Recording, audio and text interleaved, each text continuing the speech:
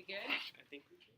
All right, so Ready? yeah, let's Polly Vail, everyone. Great. Hi, everybody. My name is Polly Vail. I'm here at the initial invitation of Linda Youngentab. Thank you, Linda. And of Hannah, who invited me to be a judge last year at the Raptor finals. I really enjoyed that. I thought the quality of your business ideas was really strong.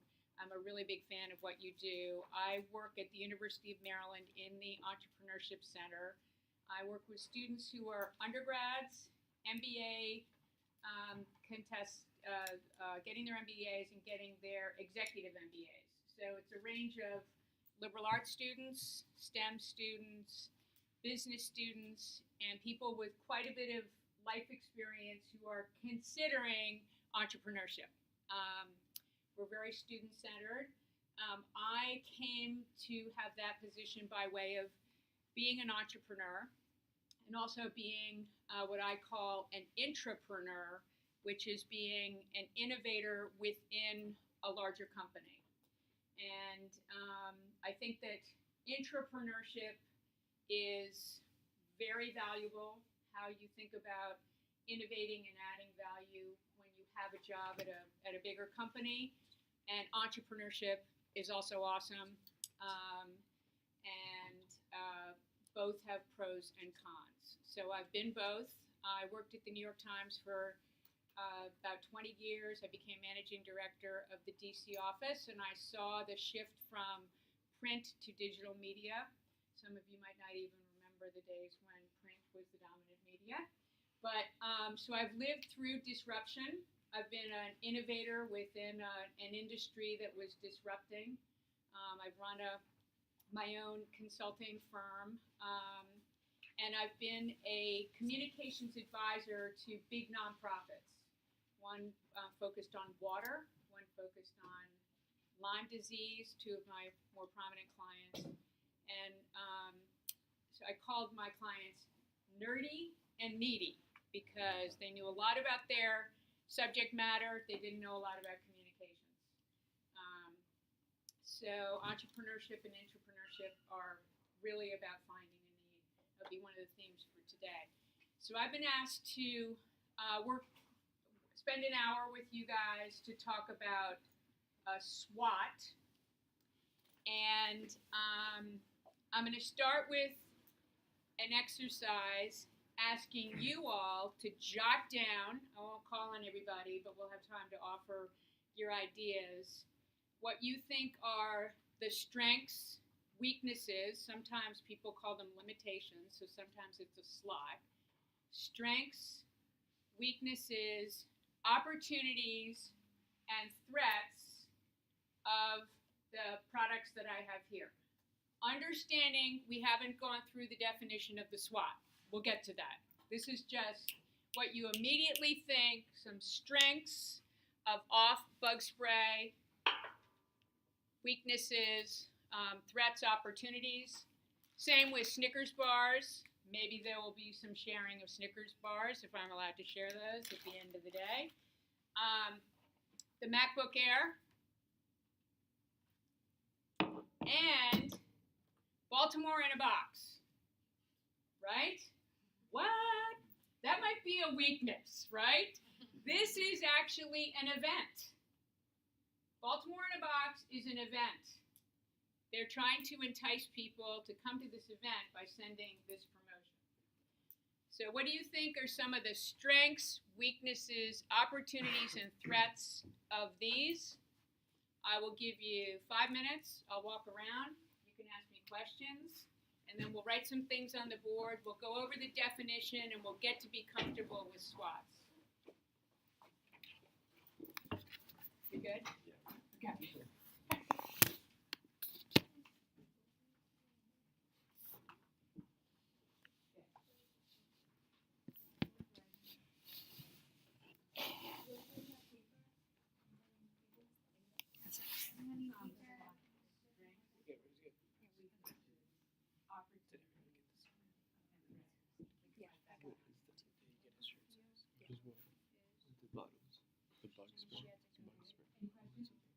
Okay.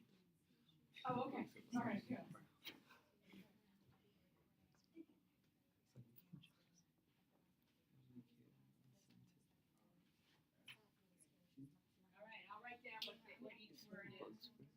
Just clean press. Strengths, weaknesses, opportunities, threats.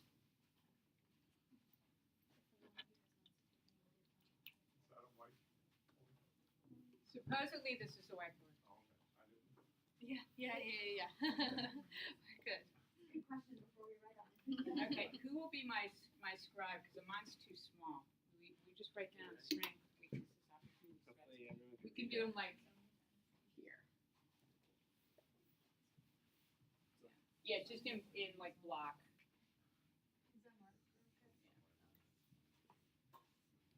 We good? Have any questions? You need a We're here. pencil? No, we're good. We're just doing it as a group. Doing it together, perfect. And just right under. Yeah, just write strengths, weaknesses, strength, weakness. Dopamine high. Yeah, okay. It can be The plural or strength is like singular. the package Yeah, color either one, is brown. because there will be a It lot. reminds you of chocolate. Pure chocolate. You remind me of chocolate.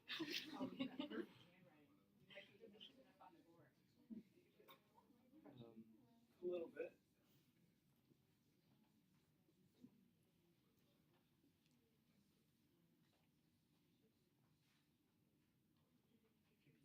Yeah, O-P-O-R. Yeah. Like strength and what's that? They're all Yeah. really different products. Threats. But you're not comparing them. You're just looking at each product by itself and saying like, why is it good? Why is it bad? Yeah. How can it be better? Yeah. And then threats, like, what are some dangerous things about it?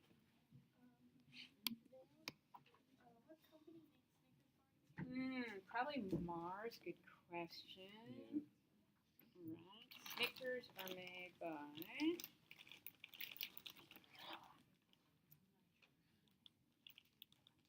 Mars. Mars.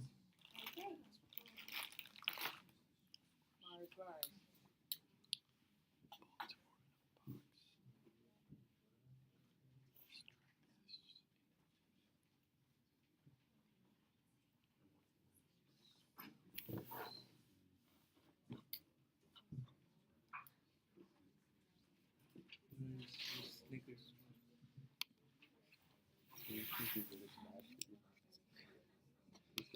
Strength. There's It's the nothing. desktop That's and only screensaver. Why is that a strength? People with allergies, that could be a weakness. It is, Go back a second. Yeah. Right here But says start after. people usually get Snickers just for turn it nuts. to never. That's like a different flavor. Oh yeah. I guess, yeah. That's true. It's more. But it's also about the It's more like, you know, brand. like Snickers. It's just there's something about the brand. like people go candy shopping and stuff, and like during this Okay, time, I'm ready for some volunteers. right? Like, so Um, it's a strength of that. Like, And you can just raise your hand and we'll call on you and I'll have my talented assistants write some things on the board. What were some strengths for the bug spray? Anyone have any strengths that you'd like to? Okay. Interesting eye-catching design Okay. and font. Design and font. Anybody else? Any thoughts? Yeah. It's been a known brand for a while, I It's got it's you Right. recognize the brand, you trust the brand, or you recognize it. Okay. All right. Enough to say I've seen that. Okay. Recognizable brand. Did anyone else have any thought? Go ahead. It's something practical. Like, you might not always need a Snickers bar, you might not always need to buy the fancy new MacBook, but chances are you're going to need bug spray around Okay. every summer. So you definitely understand it and it has value to you. You understand the value. Okay. Anybody else have an idea? Okay. The words family care appeals to like people with like families, and that could be a whole other market rather than just people who are going camping or are very like outdoorsy people. It'd be like used for like a daily need. Excellent. So the graphics, the design of the bottle is a good uses a good communication tool. Okay, how about some strengths for the Snickers bars? Did anybody come up with anything that you thought I actually originally had 2 different types of candy bars for you to choose from, but what are some strengths of either this particular bag or this brand or Snickers bars, besides the fact it's a good energy treat for right now? Yeah. I guess it's the marketing of Snickers associated with hunger. So you've seen the ads. Yeah. Yeah. Okay, good. It's visible. There's a story. Okay. Like the ingredients, like if like people can see it, but it's like right underneath the logo.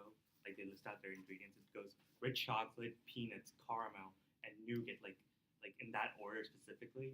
Like it just makes you want to buy the product. Okay, good. So again, you really read the labels. That's awesome. Anybody else have an opinion about Snickers? Any strengths? Okay, so you know that it's delicious. Okay, yeah. High in sugar, and sugar is an addictive substance, so customers get addicted to it.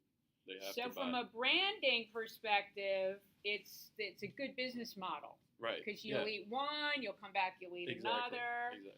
That's really good because we've been talking from the perspective of the buyer, but you also just introduced the idea of from the manufacturer or the marketer.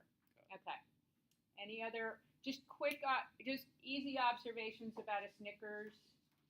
It's almost Halloween. Do we think this is the time of year to sell them in big packets? The size of it has the bag's a good size portion, and the side of it is little one, so you can give them to everybody, and then they can, if they like it, they can go get their own bag and just pass it on.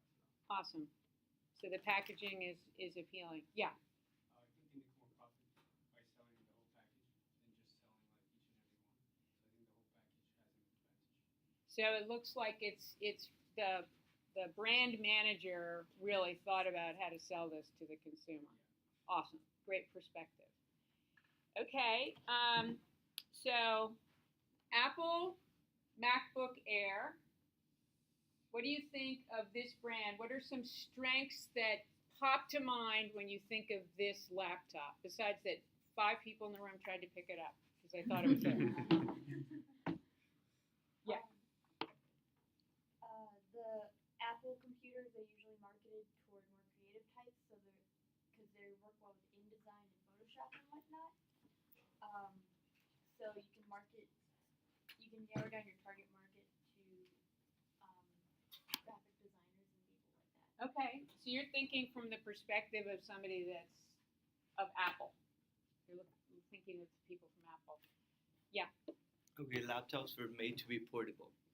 There's no point of being portable if it's really heavy, because people don't want to carry heavy stuff in their bag all the time.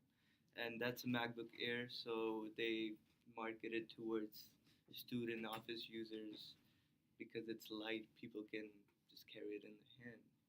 Good. Put it anywhere they want. So you already know what this is by looking at it. Okay. Any other strengths that you think about? All right. The name. Apple and Air. The name.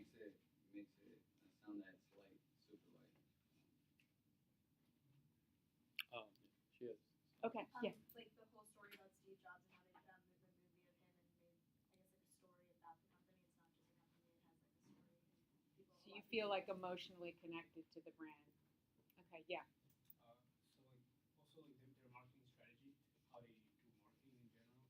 So like other companies, Dell and stuff, you see, hey, we make computers, buy a computer. But Apple is more like, hey, we think differently. We have people that really believe in something. Would you like to be a part of this? Awesome. All right. And the last one is Baltimore in a box. Just off the cuff, what do you think? I received this. I'm like, Baltimore in a box. Go ahead. You said it was an event, right? So if it's an event, it's a really good marketing because that's what they want to show in the event, the varieties that the parts of Baltimore and its variety that there's going to be in the events. So it's appealing. So you would open this up. Of course, Be intrigued. I'll yeah. eat all of it in 10 minutes. Okay.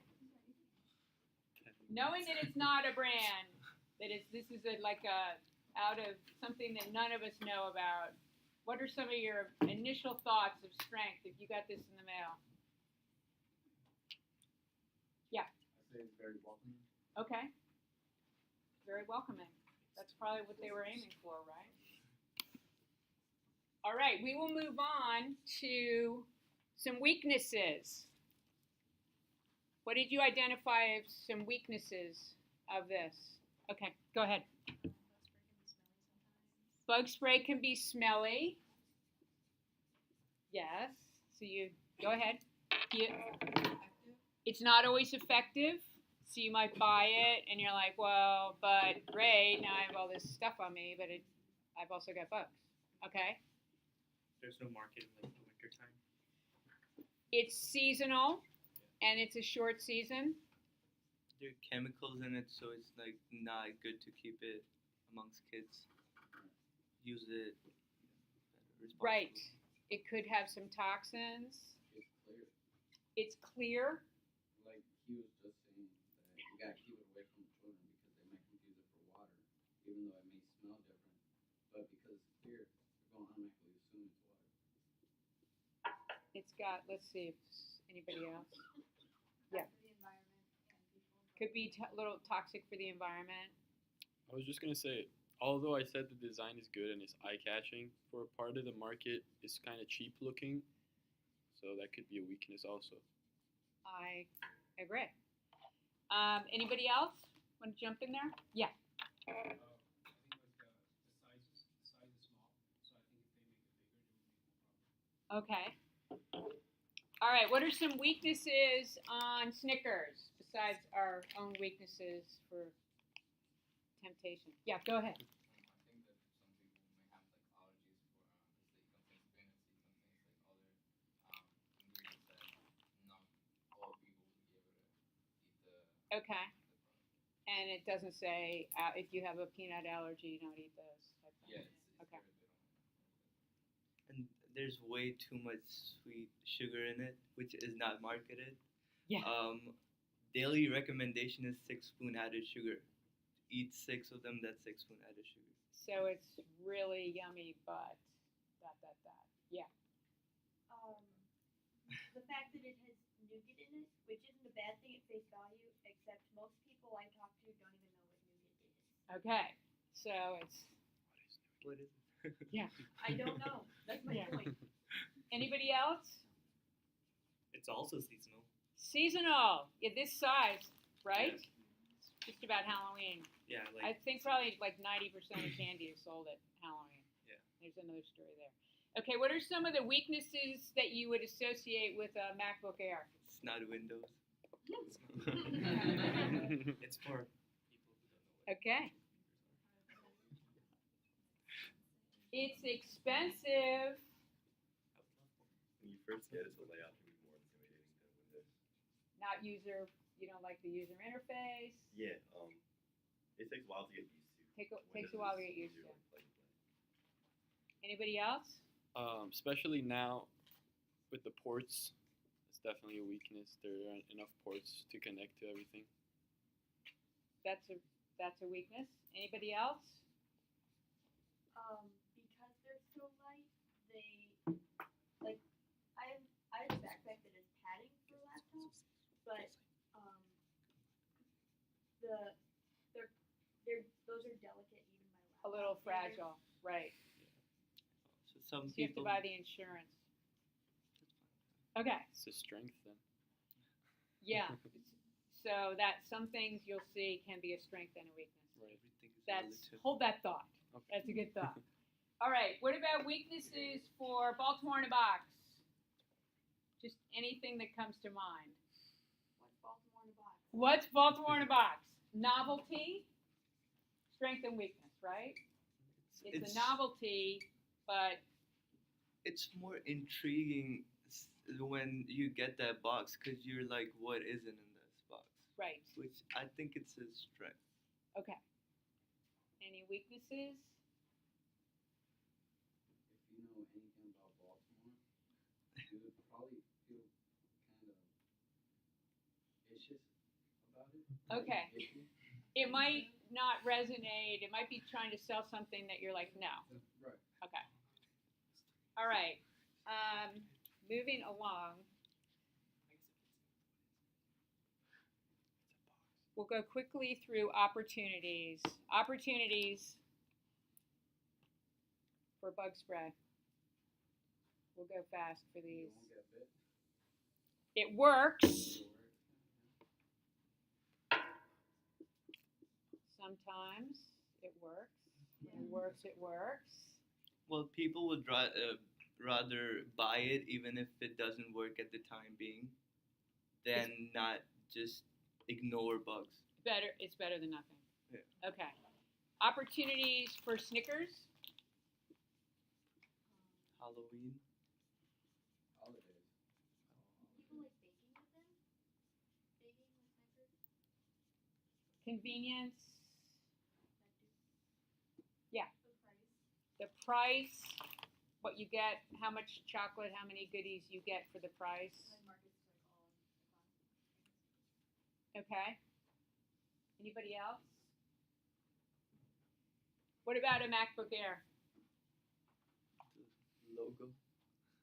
You get that. Brand. Maybe you get in the Apple family and you keep buying other Apple products. That's an opportunity. All right. And what about opportunities for Baltimore in a box? market to tourists. Okay, so there's the original idea, which is creating this event, but maybe there's a ripple effect also. Awesome. Yeah. All right. So what about threats? It's kind of, I know we haven't described what a SWOT is, so it's a little weird to get to this maybe, or challenging, and we will do that right after we fill in these four. But what are some threats? Just idea. I had a different question. Okay. How would you differentiate strengths from opportunities? I'm just a little confused. Okay, we'll get to that Okay. as soon as we go through threats. What are some threats? Some of them were mentioned earlier. Yeah. There's some spray solutions, and there's also like netting or the screens that you can have at your home instead of going. So the product could be, there are better products out there. Okay. Yeah. Like I want to like get like clarify like the threats part of SWOT. Is it like threats to the product specifically, or Threats in the marketplace that would, things in the marketplace that would threaten the product. So like a threat to Starbucks would be Dunkin' Donuts, for instance? Could be. Competition could be.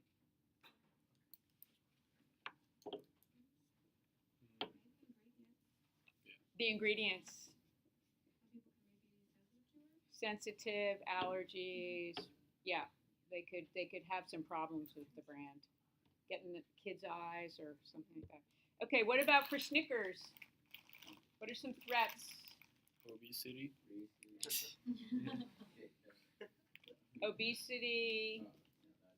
Other chocolate companies. Somebody mentioned that doesn't say allergy to da da da da da. Some of the products there might be problems with just popping them in your mouth if you didn't know. It's okay. There's this, just whatever comes to mind. We'll go over them. This is just for examples. What about threats for MacBook Air? Microsoft's actual computers, my bad. School campuses don't use necessarily pages or numbers, charts, or whatever is on that. Competition.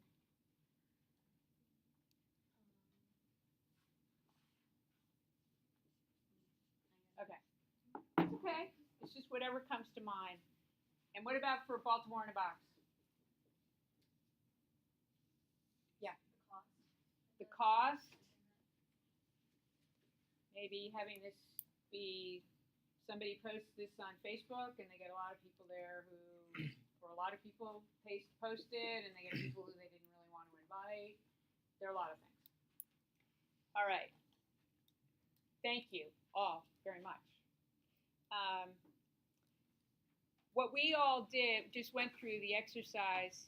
Most people looked at the SWOT from the perspective of how they use these products, which is a really good place to start.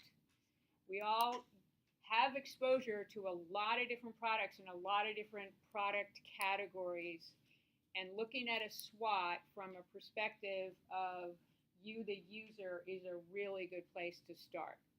It is, in fact, a strategic planning tool that you would use when you're developing a business or where you're pivoting in a business, where there's a situation that you need to analyze. It's a very analytical tool done right. So the strengths, weaknesses, or limitations, opportunities, threats, doing a SWOT helps you truly compare your enterprise to the competition and reaffirms how your company can take advantage of the market opportunity. Used in a strategic planning tool, you would talk about the strengths as your internal characteristics. For example, how does your business team compare with that of your competition? How does your technology platform compare to that of your competition? What about your cost structure? Have you proven your concept? What about the brand name? These are assets that the company owns internally. The weaknesses or limitations also, again, we're talking about using this in a strategic sense, are to talk about the internal characteristics of the company. So, how is your team compared to that of your competition? What's your supply chain like, for example? Supply chain can be a really big issue, a potential weakness. What is your cost structure? How does it compare to what it could be or to what your competition has? Then opportunities and threats. So strengths and weaknesses typically are the internal part of your enterprise, which can be a service, it can be a one-time event, it can be an expensive brand, it can be a consumable brand, it can be a seasonal brand. So the opportunities and threats are the external factors that you need to understand when you're building a company or running a company or running a division of a company. So where is your revenue coming from would be a good opportunity question to ask. Who is buying your product? What is the size of the market? Have you figured out ways to capture that market? Have you really identified who your best markets are? Where are the profits, which is different from where's the revenue? What are the marketplace trends? How can you quantify all of these, your revenue, your profits, your marketplace trends? And do you really know what business you're in? Snickers, are you in the candy business? Are you in the holiday business? Are you in the constantly eat every day? Like, what business are you in? The MacBook Air, are you in the student computing business? Are you in the anybody who buys a laptop business? Knowing what business you're in is super important. And then the threats are external elements that you should be aware of so you can be prepared. Every business or organization, enterprise has threats. Sometimes they're legal black clouds that are out there. What would happen if a kid got this bug spray in their eye? What would happen if somebody ate the peanuts? What would happen if bad people came to the Baltimore in a box? And have you thought those through? And are the assumptions you're making, is your company, is your enterprise in the position to stress test those assumptions? Every organization has assumptions. How can you test those assumptions? Are there regulations that could impede you? What are some things that that are happening in the regulatory environment that could really hold you back. You need to know what those are in order to move ahead with your enterprise. So given that, first of all, I have a question for the group. Did starting this way and writing this down get you to where you thought, if you had to write down a definition for SWOT, would you have gotten there? Did you, by going through looking at the strengths, weaknesses, opportunities, and threats, did you feel like you probably could have written down a definition for it? Or was it, since we looked mostly from the perspective of the consumer, can you also shift from what it'd be like to look at it from the perspective of the business owner? Any thoughts? It's a big shift to look at, oh, here's my experience. Here's what it would be like if I were the brand manager of Snickers, if I were running this event, if I worked at Apple Computer, if I were creating a bug spray that was environmentally perfect and better than that product. So I think one thing you could get out of this is to think about, first of all, the value of a SWOT is something you can apply to just about anything. You could apply it to planning your academic schedule for the term. What are the strengths, weaknesses, opportunities, and threats for each of the courses that you're plugging in? Even also extracurricular activities or things you're doing. I can't think of a situation where you couldn't do a SWOT and have it be a pretty simple 4 ideas that could get you to a good kind of rational way to look at a decision that you're about to make. So how do you think you might be able to use a SWOT in your courses right now, or how many of you are going to do something for the Raptor contest? Is everybody in this room? Okay, perfect.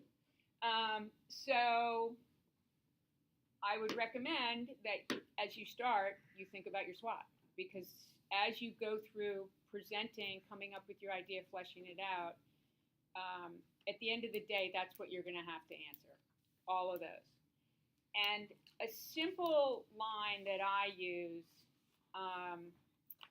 that a SWOT gets to, which I think is also a simple line for you to think of when you're doing your business plans, is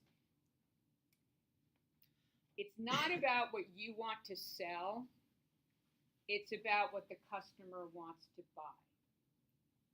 So when you're thinking about designing a business for the Raptor contest, you're going to have ideas of things you want to sell. But then you can use the SWOT and say, well, but is this something our customer would want to buy? Who is the customer? How do I get to them? Would I be able to price it right? And through this really simple matrix, whether it is a product, a service, something that's very competitive. All right? So what are some thoughts? You can challenge me.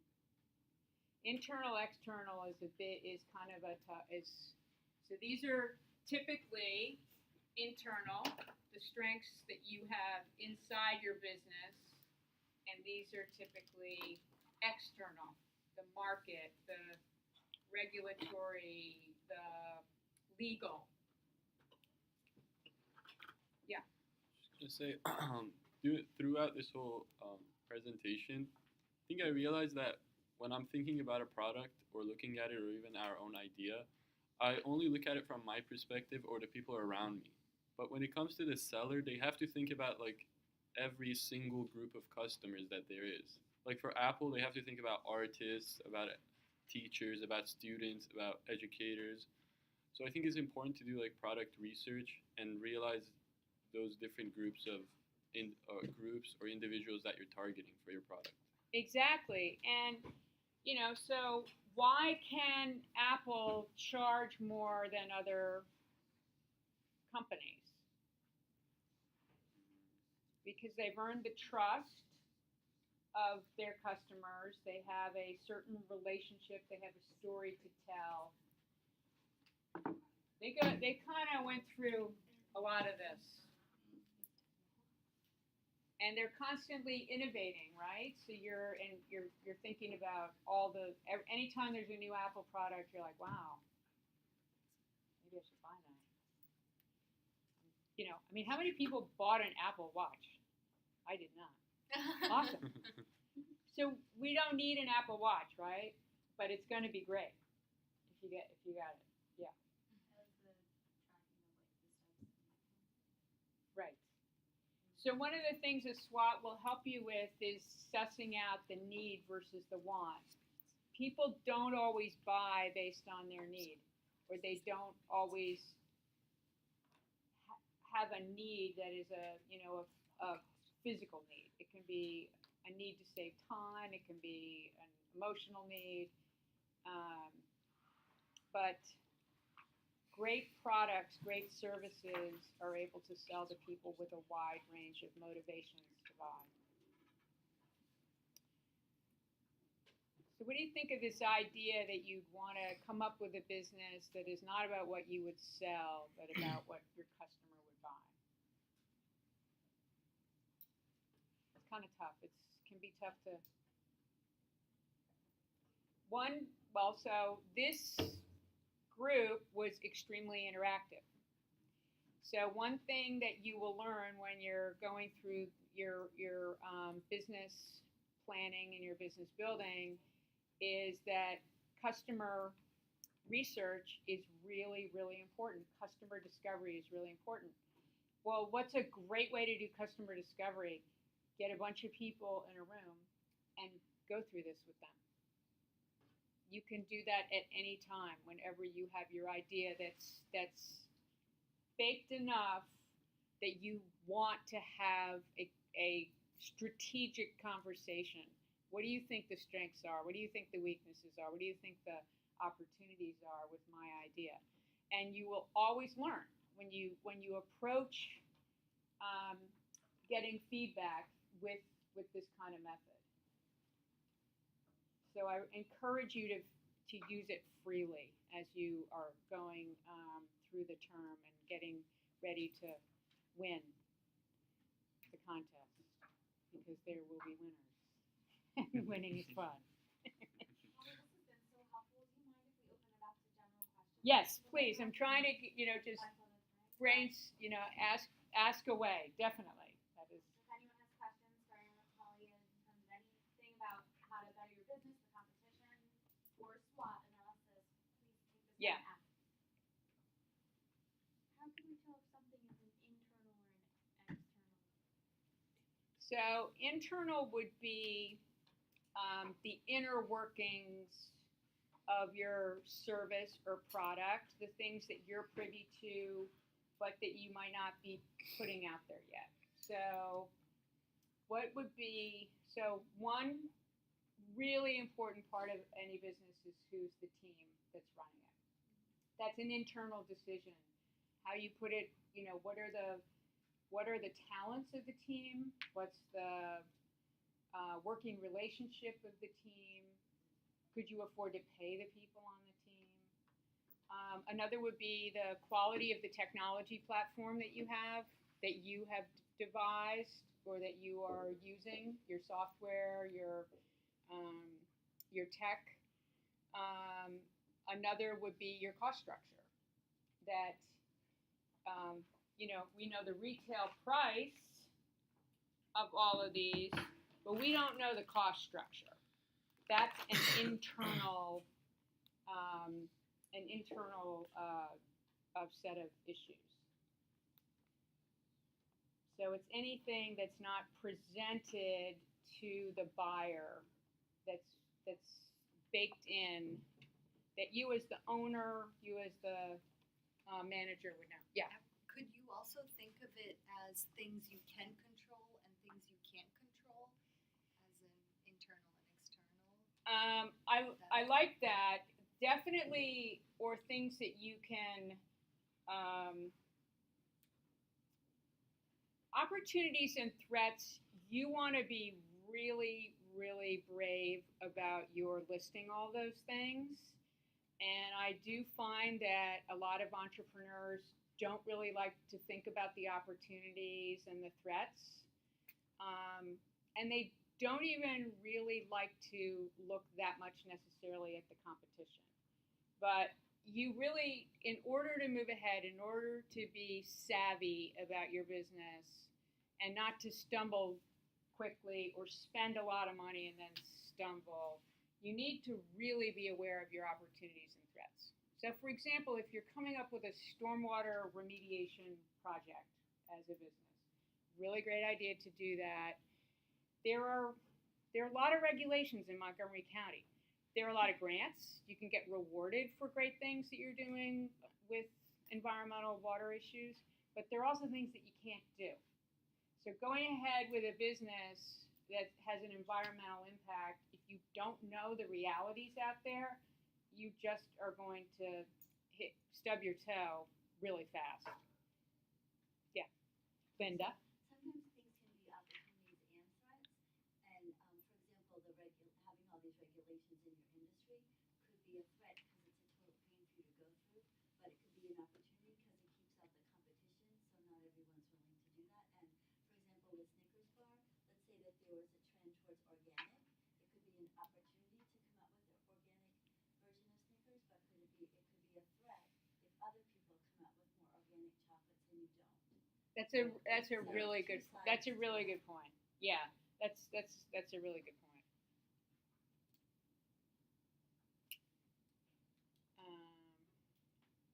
Yeah. Yeah. Okay, sorry, I came in 15 minutes late, but I'm sorry, I completely missed your introduction. So Okay. Could you please recap that, please?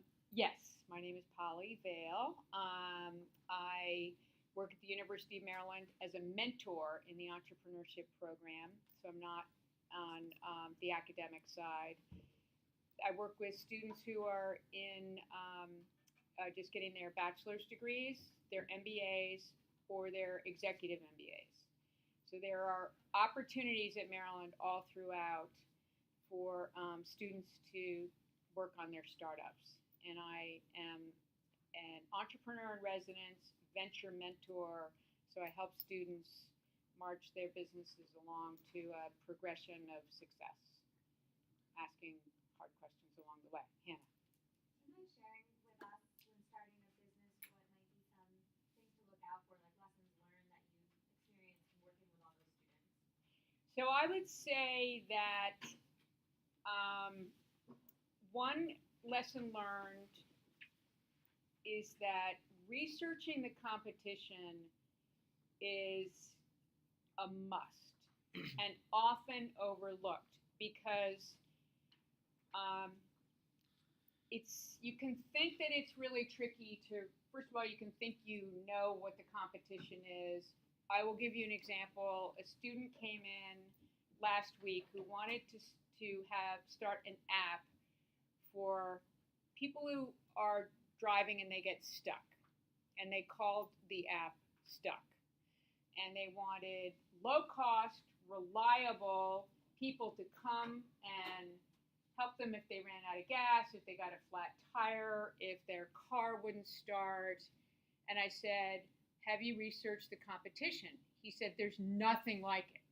I said, okay, we're going to look up a little company called AAA.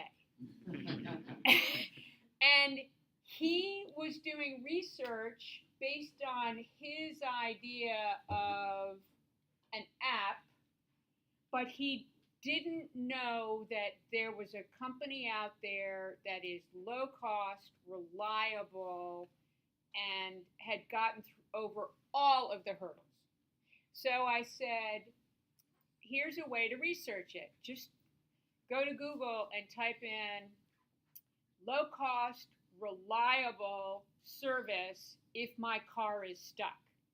You don't need to say what is an app for this. Just literally like ask Google the question and you'll get a bunch of answers. But that is an absolute must. You need to know who else is in the business. There really are not very many ideas that haven't been thought of and that aren't being worked on. That doesn't mean that you can't be in a business that you want, that you can't compete.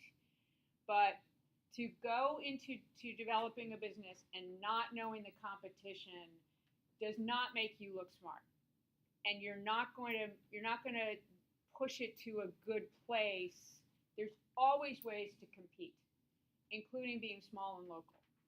But you do need to understand the competition, and there's always competition. Yeah.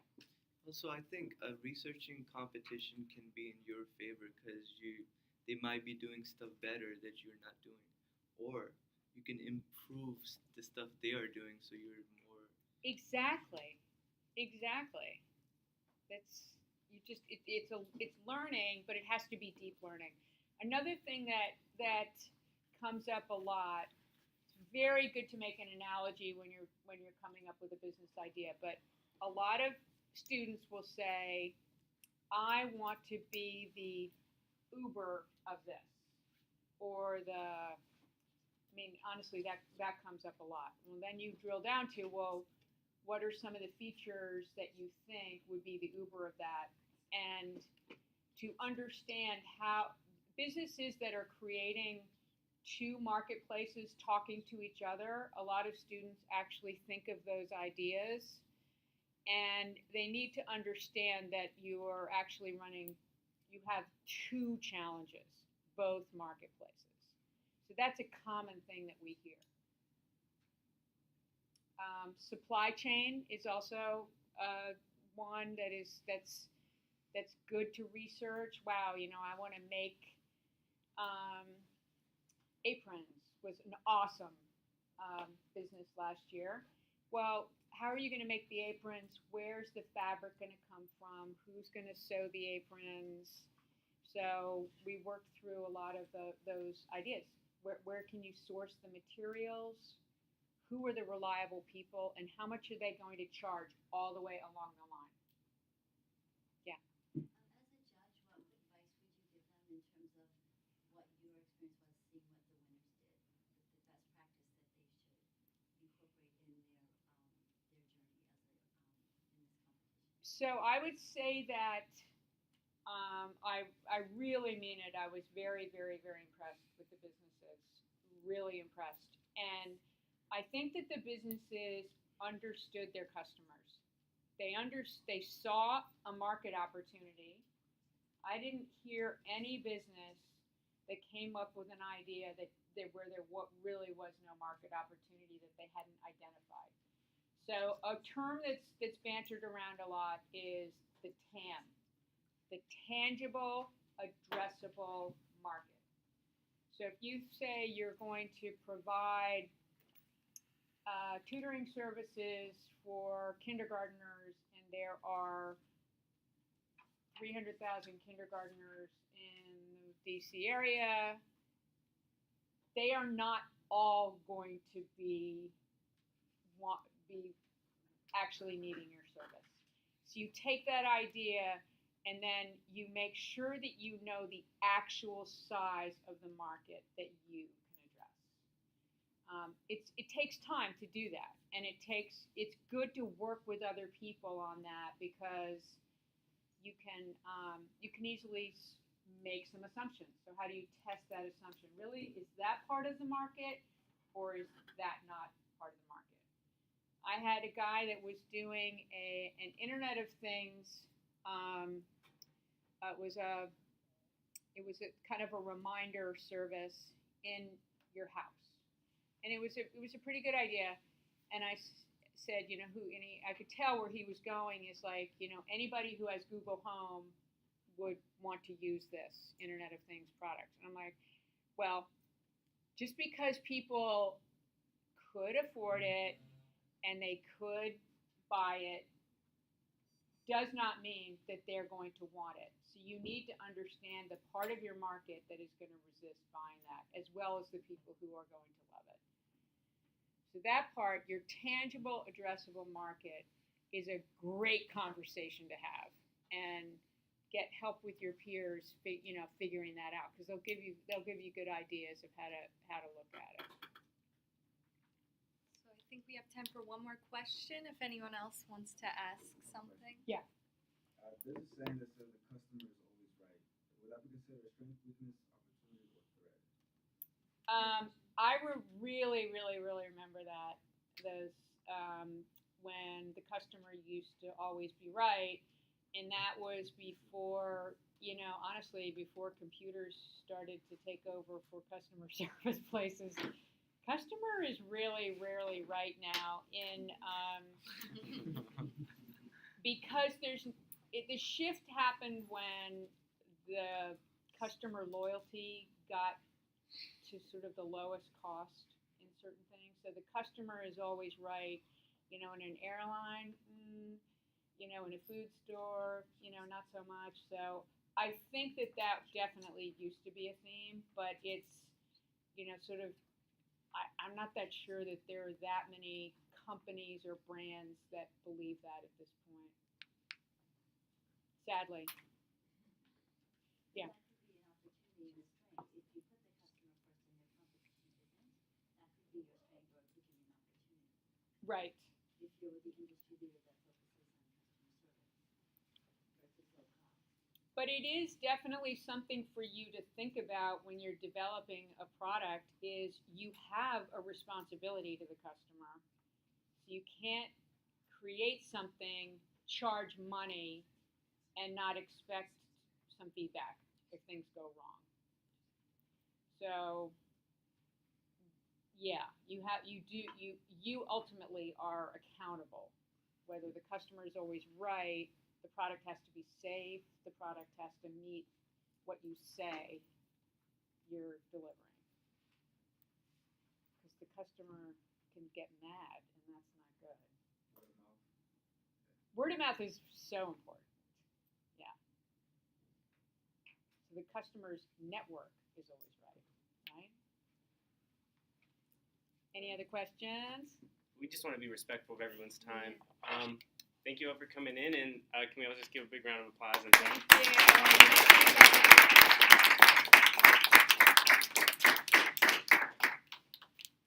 All right, so we'll send out an email with the follow-up about the next workshop, about next week's workshop, and thank you to everyone who came today.